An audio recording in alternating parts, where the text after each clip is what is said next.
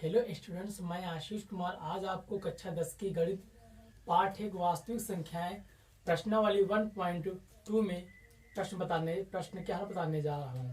तो आप सभी हमारे इस चैनल को सब्सक्राइब करें, जिससे मैं आपको कक्षा 10 के जो मैथ के पार्ट चैप्टर भी हैं उनके सारे क्वेश्चन के हल आप तक मैं पहुंचाता रहूं। तो चलिए देखते हैं कि प्रश्नावली 1.2 में इसमें गुणनखंड के बारे में बात की गई है। तो आप ये जान लें कि गुणनखंड ट्रिक के माध्यम से भी होता है और ये एकदम कॉन्सेप्ट के माध्यम से भी होता है। तो आपको यहाँ पर कॉन्सेप्ट हम पढ़ाएंगे, आपको हम जानने के लिए एक ट्रिक बता देते हैं। तो जानने के लिए आपको हम एक ट्रिक बताएंगे, लेकिन आप ये जान लीजिए कि ट्रिक हमेशा हर स्थान पे काम नहीं देती है। तो ट्रिक को जानना उतना जरूरी नहीं है जितना कॉन्सेप्ट। जैसे अगर आपका जब पेपर होगा यूपी बोर्ड में, तो वहाँ पर आपको ट्रिक नहीं अपनानी है, वहाँ पर हमेशा आपको कॉन्सेप्ट बेस चलना है। तो आज हम आपको कॉन्सेप्ट बेस बताएंगे, क्योंकि जब कॉन्सेप्ट बेस आपको आएगा तो ट्रिक ऑटोमेटिक बन जाएगी। तो थोड़ा सा हम ट्रिक का झलक दिखा देंगे, लेकिन आपको ट्रिक के माध्यम से हम सारे सवाल नहीं बताएंगे, हमेशा आपको कॉन्सेप्ट के बेस से चलेंगे, जिससे आपको आगे भी आसानी होगी। तो चलिए देखते हैं। यहाँ पर दिया है, पहला प्रश्न दिया है, निम्न संख्याओं को अभाज्य गुणनखंड के गुणनफल के रूप में व्यक्त करो। ये आपका पहला इसमें दिया है 140। 140 के आपके गुणनखंड करने हैं, वो भी अभाज्य गुणनखंड हो। अभाज्य संख्याएं क्या होती हैं?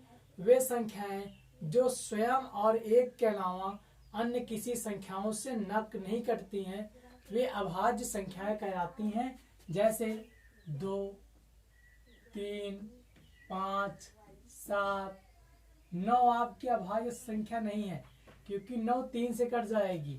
तो 2, 3, 5, 7 ये आपकी अभाज्य संख्या है।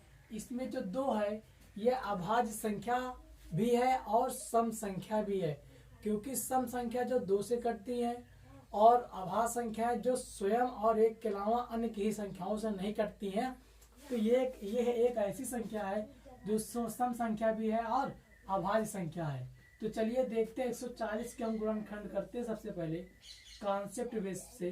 तो आपका ये 140 है, ये देखो लास्ट में 0 है, तो ये 2 से कट जाएगा, 2 7 14, फिर यहाँ पे 70 आ गया, फिर 2 से कट जाएगा, 2 3 6, 1 बचेगा, 2 5 10, 35 हो गया। अब ये कितने से कटेगा? 2 के बाद 3 से नहीं कटेगा, 4 से नहीं कटेगा, 5 से कट जाएगा, 5 7 35। अब ये कितने से कटेगा? 7 बचेगा, 7 करना 7। तो जो ये संख्याएं आई हैं, देखिए यहाँ पे आपका जो अभाज्य जो आया है 2 गुणे 2 गुणे 5 गुणे 7, ये संख्याएं आपकी अभाज्य संख्या है। तो सबसे बेहतर आपको गुणनखंड करने का सबसे बढ़िया तरीका यह है कि आपको यहाँ पर सम संख्याएं नहीं लेनी है, और ना तो आपको सभी विषम संख्याएं लेनी है।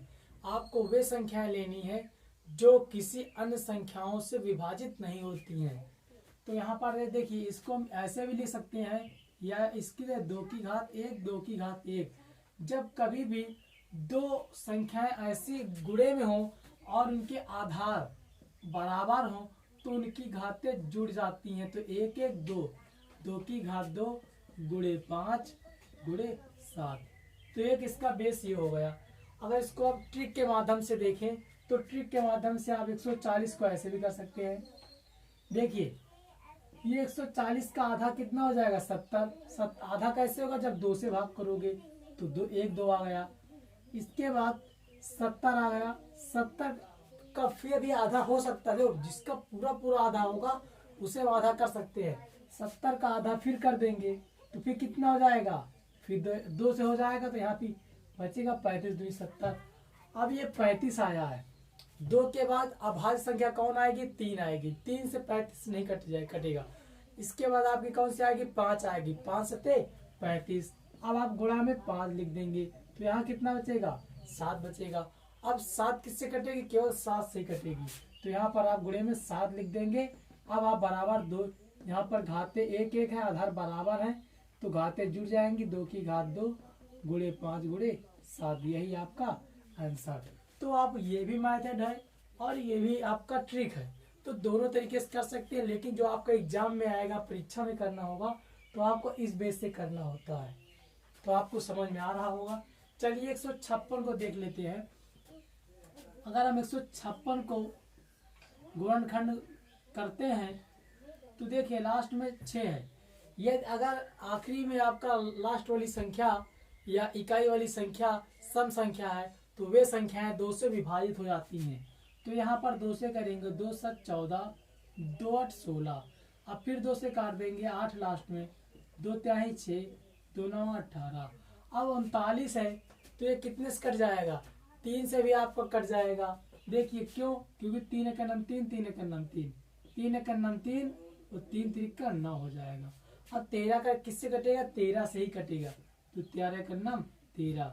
तो इस प्रकार से जो आपकी संख्याएं होंगी, 2 गुणे 2, 2 गुणे 2, 3 गुणे 13। तो यहाँ पर 2 की घात हम 2 कर सकते हैं, गुणे 3 गुणे 13। तो इस प्रकार से जो इसमें अन्य और भी सवाल प्रश्न होंगे और भी इसी तरह के हैं, तो उनको आप इस तरीके से हल कर सकते हैं। तो यही आपका आंसर। प्रश्न नंबर 3 देखते हैं। दूसरा छूट गया है, मैं अगले वाले वीडियो में उसको बता दूंगा। तो प्रश्न नंबर 3 है, अभाज्य गुणनखंड विधि द्वारा पूर्णांकों के मासा और लासा ज्ञात कीजिए। पूर्णांकों के मासा और लासा ज्ञात कीजिए। इसका भी मैं आपको जो बुकों में दिया उसके तरीके से भी बता सकता हूँ, और दूसरे भी 3-4 तरीके हैं, लेकिन मैं जो बुक में दी गई वही तरीका अपनाऊंगा, क्योंकि आपको एग्जाम में बेहतर होगा करने में। तो चलिए देखते हैं। सबसे पहले 12 गुणनखंड कैसे करेंगे। सबसे पहले 12 के हम 2 खंडों में तोड़ते हैं। 12 को कैसे हो सकता है? एक तो इसको हम 2 से भाग करेंगे तो 2 और कितना हो जाए 6, 2 गुणे 6, तो 2 छक 12, 2 छक 12 भी होता है, और 2 गुणे 6। अब 6 के फिर खंड करेंगे, क्यों? क्योंकि 6 के हो सकते हैं, 6 एक सम संख्या है, तो यहाँ 2 भी एक सम संख्या, लेकिन 2 एक अभाज्य संख्या भी है। 6 को फिर तोड़िए, 2 तिहाई 6, तो देखिए ये आपके अभाज्य संख्या मिल गई। अब इन्हें नहीं तोड़ सकते हैं, तो अब इन्हें नहीं तोड़ सकते हैं। इसका मतलब है जो हमारे 12, देखिए जो हमारे 12 के हैं गुणनखंड कौन है? 2 गुणे 2 गुणे 3, 2 गुणे 2 गुणे 3।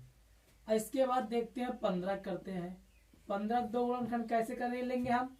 15 को तोड़िए, अभाज्य गुणनखंड ही, 2 से तो कटेगा नहीं, 3 से कट, 3 पछे 15। अब ये संख्या और किसी से भी टूट, अब ये संख्या नहीं टूट सकती, नहीं इनके गुणनखंड हो सकते हैं, इसलिए यहाँ पर लिखेंगे 15 बराबर 3 गुणे 5। इसी तरह 21 का देखेंगे।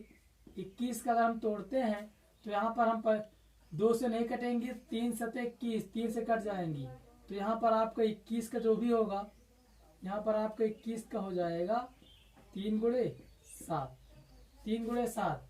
अगर आपसे अब पूछे कि आपका मासा कितना होगा, तो मासा वो संख्या होती है जो सभी संख्या में कॉमन संख्या होती है, वो मासा कहलाती है। कॉमन जैसे देखिए तीनों संख्याओं के गुणनखंड में 3 देखिए कॉमन है, ये देखिए 3 कॉमन है, तीनों संख्याओं गुणनखंड में 3 कॉमन है, तो यहाँ पर आपका मासा हो जाएगा 3। आपका मासा हो जाएगा 3। मासा कितना हो जाएगा आपका? मासा आपका 3 हो जाएगा। वो आगे देखिए, अगर इसका आ जाए लासा कितना होगा, लासा, तो देखिए लासा यहाँ पे आप गुणा कर सकते हैं। लासा क्या होता है? अब लासा क्या होता है कि जो संख्या कॉमन हो उसको एक बार, और जो संख्या बच जाए उसको भी गुणा करने पर जो संख्या आपको प्राप्त होती है वह संख्या आपकी लासा कहलाती है। तो देखिए कैसे हो जाएगा आपका। यहाँ पर लासा बराबर पहले जो संख्या कॉमन, तो 3 संख्या कॉमन, तो 3 गुणे, उसके बाद क्या क्या बचा आपका? 7 बचा, 5 बचा, 2 बचा और 2 बचा। जो संख्याएं कॉमन होंगी उनको एक बार लिखते हैं, और जो संख्याएं बच जाती है उन्हें भी गुणा में लिख लेते हैं। तो देखिए 5 दूनी 10, 5 दूनी 10, 10 गुणे 10 दूनी 20। अब 20 को करना है 20 से 7 दूनी 14, 14 गुणे 3 14 ते 42, 420। तो इस प्रकार से आपका जो लासा आ जाएगा वो आ जाएगा 420। तो इस प्रकार से आप लोग समझ चुके होंगे कि हमको किस प्रकार से हल करना होता है। तो चलिए हम देखते हैं कि कैसे आगे हम प्रश्नों को हल करेंगे। तो स्टार्ट करते हैं। जो आपका जो दूसरा नंबर है ये कैसे होगा। तो देखिए 17 के गुणनखंड हो सकते हैं, कभी नहीं होंगे। 17 के गुणनखंड नहीं हो सकते हैं। 23 के गुणनखंड हो सकते हैं, 23 के भी गुणनखंड नहीं होंगे। 23 के गुणनखंड किसी भागों में नहीं कर सकते। 29 के हो सकते हैं, 29 के भी गुणनखंड नहीं होंगे। तो जब इनका हम देखिए हमेशा जानिए जब इनका गुणनखंड नहीं कर सकते हैं तो हमें मासा ज्ञात करना है। तो मासा कैसे ज्ञात करेंगे। मासा वो संख्या होती है जो दी गई संख्याओं में कॉमन होती है, उभयनिष्ठ होती है। तो उभयनिष्ठ का मतलब है जो संख्या सभी संख्याओं में गुणा होती है। अगर कुछ नहीं तो सभी संख्याओं में एक तो गुणा ही है। अगर कोई संख्या नहीं है कॉमन, उभयनिष्ठ नहीं है किसी भी संख्याओं में, तो एक हमेशा गुणे में होती है। वो वही संख्या आपकी क्या कहलाएगी, मासा कहलाएगी। तो यहाँ पर आपका मासा कितना हो जाएगा, 1 हो जाएगा। अब यदि अगर हम लासा की बात करें, यदि अगर हम लासा की बात करते हैं तो लासा आपकी क्या हो जाएगी। लासा क्या होता है, जो संख्या कॉमन हो और जो बच जाए उनको भी गुणा कर लेते हैं। तो यहाँ पर 1 कॉमन हो जाएगा, उसके बाद आपका 17, 23 गुणे 29। इनको अगर हम गुणा कर लेंगे तो जो संख्या आएगी वो हमारी लासा कहलाती है। तो वही हमारी लासा होगी। चलिए गुणा करते हैं। अगर हम सबसे पहले 29 और 23 को गुणा करते हैं, अगर 29 और 23 को गुणा करते हैं तो हमारी संख्या आ जाएगी 667, 667 आ जाएगी। तो हमारा संख्या 667 आ जाएगा और गुणे 17 हो जाएगा। ये अगर अब हम आगे फिर गुणा करते हैं तो हमारी संख्या आ जाएगी 22। तो हमारी संख्या आएगी 749, 42। तो हमारी संख्या आ जाएगी 22, 33, 9। तो ये हमारी संख्या आ जाएगी। तो हमारा जो लासा होगा जब गुणा कर लेंगे तो हमारा लासा कितना हो जाएगा, 22, 33, 9। तो इस प्रकार से आपका ये भी प्रश्न, इन प्रश्नों का हल इस प्रकार से किया जाता है। तो इसी तरीके आपको यूपी बोर्ड में भी करना है। थोड़ा सा सुव्यवस्थित ढंग से लिखकर थोड़ा सा बेहतर तरीके से करना है। मैं आपको यहाँ पर एक तरीका बता रहा हूँ, बस आपको लिखकर सुव्यवस्थित ढंग से करना है। तो चलिए देखते हैं प्रश्न नंबर 4 का आंसर क्या होगा, हल। देखिए जो यहाँ आपका दिया गया, यहाँ पे दिया गया मासा 306, 357 बराबर 9 दिया है। तो इसका मतलब मासा बराबर आपका जो दिया गया है, मासा आपका दिया गया है 9। यहाँ पे आपका मासा 9 दिया है। लासा आपको ज्ञात करना है। मासा 9 दिया है, लासा आपको ज्ञात करना है। और ये दो संख्याएं दी, आपकी फर्स्ट संख्या है, ये सेकंड संख्या है।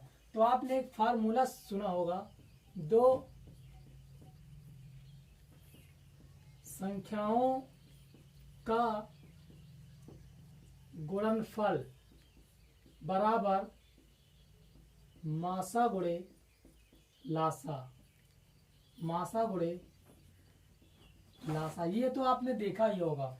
तो यहाँ पर दो संख्याएं कौन सी हैं, 306 गुणे 657।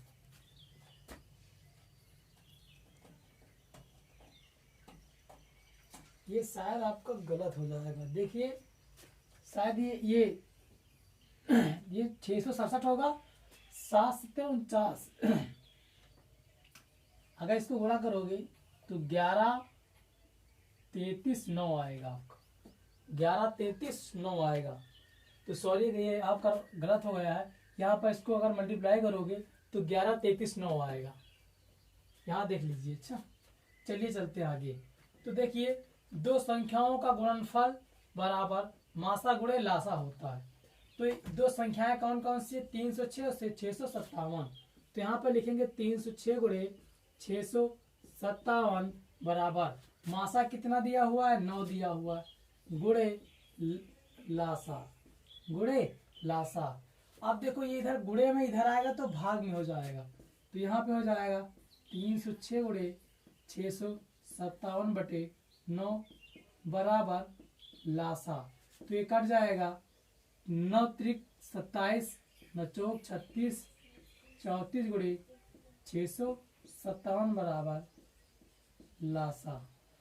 तो यहाँ पर जब आप इसको गुणा करोगे सचोक 28, यहाँ पे आप गुणा करते हैं तब यहाँ आपका आंसर आ जाएगा 22 33 8। ये आपका लासा है। इसको आप बैठ के गुणा कर सकते हैं बिल्कुल आराम से। इनके जो ये गुणा करने जो ट्रिक होते हैं इनको हम एक दो वीडियो में आपको बेहतर तरीके से गुणा और भाग और जोड़ और घटाने जो बड़े बड़े होते हैं दशमलव पॉइंट वाले, इनको हम आपको एक दो वीडियो में अच्छे तरीके से बता देंगे, जिससे आपको गुणा और भाग करने में आसानी भी रहेगी। तो इस तरीके से आपको ये सारे सवालों के आंसर समझ में आ गए हैं। तो यदि अगर ये वीडियो आपको पसंद आई हो तो इसे लाइक, सब्सक्राइब और शेयर करें, ताकि कक्षा 10 की मैथ का जो प्रश्नों के जो हल हैं ये अन्य बच्चों तक भी पहुंच सके और वे यूपी बोर्ड का एग्जाम बहुत अच्छी तरीके से दे सके। तो आज की क्लास यहीं तक। अगले वीडियो में हम आपको इसके आगे प्रश्नों के जो हल होंगे उनको बताएंगे। Thanks class.